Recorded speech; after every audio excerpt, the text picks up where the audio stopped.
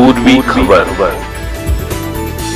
शिल्पांचल में लगातार चल रहा है भूमाफियों का राज। आखिर किसके सहयोग से भूमाफियों का कारोबार फल फूल रहा है? आए दिन भूमाफिया की वजह से जमीन हड़पने की घटनाएं सामने आ रही है। ऐसी एक घटना को सामने लाते हुए आसनसोल नगर निगम के 102 नंबर वार्ड टीएमसी पार्षद सौरभ माझी ने कुल्टी के राधानगर इलाके में अपने कार्यालय में एक प्रेस मीट का आयोजन किया। उन्होंने 99 और ग्रुप कंपनीज के प्रोजेक्ट पर गंभीर आरोप लगाए हैं। उनका कहना है कि यह प्रोजेक्ट उनके पार्षद बनने से पहले ही चल रहा था, लेकिन उनके पार्षद बनने के बाद उन्हें पता चला कि पूरा प्रोजेक्ट जलाशय के ऊपर किया जा रहा है। इतना ही नहीं, सौरभ ने अपने आरोपों को 99 ग्रुप ऑफ कंपनीज द्वारा सरकारी जमीन पर अवैध रूप से कब्जा करने का भी आरोप लगाया है। उन्होंने कहा कि इस बारे में आसनसोल नगर निगम सहित मेयर, जिला शासक, एडीएम तथा एलआरओ को सूचित किया गया है। उन्होंने मेयर का धन्यवाद दिया, जिसकी सूचना प्राप्त करते ही वहां जांच शुरू करवा दी गई। बताया गया कि प्राथमिक रूप से यह समझा जा रहा है कि बाउंड्री वॉल को सरकारी जमीन के ऊपर अवैध कब्जा करके बनाया गया है। इसके बाद भी जांच चल रही है। उन्हें वर्तमान प्रशासन पर पूरा भरोसा है। उनका कहना है कि वर्तमान प्रशासन अवैध निर्माण के लिए कोई उचित फैसला जरूर उठाएगी। হলো এবং ওনাদের প্রজেক্টটা প্রায় আমার কাউন্সিলর হওয়ার আগের থেকে প্রজেক্ট।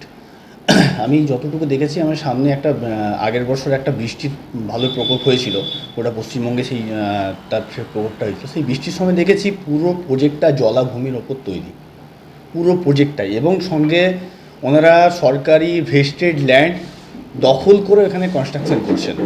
এবং 714 আপনার 714 তারপর 649 বাটা 796 এই প্রায় 2 থেকে আড়াই বিঘা জমি, সরকারি জমি ওরা দখল করেছে এবং তারপর কনস্ট্রাকশন করছেন। আর পুরো জমিটা জলাভূমির উপর। আমি চাই না যে ভবিষ্যতে আমাদের লোকাল মানুষ বা লোকাল জনতা যারাই আছে ওখানে, যারাই জমি কিনে ঘর করবেন ভেবেছেন, তারা কোনোরকম কোনোভাবে অসুবিধায় পড়ুক। পৌর আধিকারিককে জানিয়েছেন? আমি এই ব্যাপারটা আমি আমার কর্পোরেশনের আমাদের মেয়র সাহেব ওনাকে জানিয়েছি এবং ওনাকে চিঠি দিয়েছি, এবং অসংখ্য ধন্যবাদ জানাই আপনার মাধ্যমে মেয়র সাহেবকেও যে উনি অলরেডি ইনভেস্টিগেশন শুরু করেছেন, এবং কর্পোরেশন থেকে যে সব ইঞ্জিনিয়াররা, অ্যাসিস্ট্যান্ট ইঞ্জিনিয়ার রয়েছেন, ওনারা অলরেডি ইনভেস্টিগেশন শুরু করেছেন। এবং ওনারা যা দেখলাম, ওনারা বাউন্ডারি ওয়াল যেগুলো করেছেন, পুরো বাউন্ডারি ওয়ালটাই করেছেন পুরোপুরি ইনলিগালি। এবং ওনারা মাস্টার প্ল্যানও নেয়নি কর্পোরেশন থেকে। শুনছি এডিডিএর ওরা মেবি 41 বিঘার উপর কাজ করছেন 99 group of companies. Maybe Shyam Pandey ওনার অনার। তো উনি মাত্র 10 বিঘা জমির উপর মাস্টার প্ল্যান নিয়েছেন, তাও আবার এডিডিএ থেকে, কর্পোরেশন থেকে কোনোরকম কোনোভাবে পারমিশন নেয়নি। আমি আপনাদের মাধ্যমে এটাই বলতে চাই যে ভবিষ্যতে যাতে আমাদের ওয়ার্ডের পাবলিক এবং আমাদের কুলটি বা আসানসোলের যেসব পাবলিকই ওখানে জমি কিনবেন, তারা যেন কোনোরকম কোনোভাবে অসুবিধায় না পড়ে। হ্যাঁ, আমি ডিএম, এডিএম, এলআর দুজনকে জানিয়েছি, এবং এডিএম এলআরও কর্পোরেশনকে অলরেডি একটা চিঠি করেছেন এবং আমাকেও একটা চিঠি দিয়েছেন যে ইমিডিয়েট অ্যাকশন নেওয়ার জন্য। মুখ্যমন্ত্রী যেখানে বারবার বলছে সরকারি জমি দখল করা যাবে না, সে আপনার ওয়ার্ডেই জমি দখল হয়েছে, কোথায় কোথায় সরব হয়েছে? দেখুন, যারা এইসব কাজ করে এবং যারা জমি মাফিয়া আছে, তারা কোনোভাবে কিছু মানতে চায় না, এবং আমি আপনাদের মাধ্যমের কাছে প্রশাসনের কাছে অনুরোধ রাখবো যাতে ভবিষ্যতে এরকম কোনো জমি মাফিয়া এসে পড়ে কোনো এলাকাতেই যাতে কোনোভাবে মাতব্বরি না মারতে পারে, তার জন্য প্রশাসনকে এই দিকে দৃষ্টিপাত করতে অনুরোধ জানাবো। কোনো ব্যবস্থা নেওয়া না হয় তাহলে পরবর্তী কি করবেন আপনারা? দেখুন, আমাদের সরকার রয়েছে, আমাদেরই সরকার, এবং সরকারের উপর আমার পূর্ণ আস্থা আছে। বোর্ডটাও আমাদের, মেয়র সাহেবের উপর আমার পূর্ণ আস্থা আছে যে ওনারা খুব জলদি অ্যাকশন নেবেন, এবং অ্যাকশন তো হচ্ছে। অ্যাকশন হচ্ছে না তা নয়, কর্পোরেশনও বসে নেই এবং প্রশাসনও বসে নেই। রাজ্যের মুখ্যমন্ত্রীকে আপনি বিষয়টি জানাবেন? অবভিয়াসলি, একদম নিশ্চয়ই জানাবো। দেখুন, আমার মনে হয় যে আমি আমার ঘর, এবং কর্পোরেশন যেহেতু আমার ঘর, আমি আমার ঘরকে জানিয়েছি।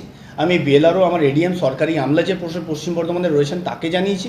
ওনাদের কাছ থেকে সদুত্তর যখন আমি পাচ্ছি তখন আমি ওয়েট করব, এবং ওনাদের কাছে যদি সদুত্তর না পাই আমি আমার নিশ্চয়ই মাননীয় মুখ্যমন্ত্রীর কাছে পৌঁছাবো।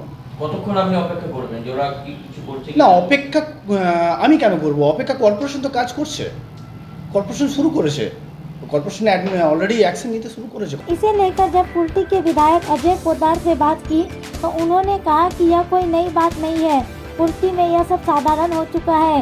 बीएलआरओ दफ्तर की नाक के नीचे ये सब काम चल रहा है। विधायक ने आरोप लगाया कि पश्चिम बंगाल में गरीब लोगों की जमीन हड़प कर सरकारी जमीन पर अवैध कब्जा कर निर्माण कर धंधा चलाया जा रहा है। आइए जानते हैं आगे की जानकारी। এটা কোনো নতুন ব্যাপার নয়।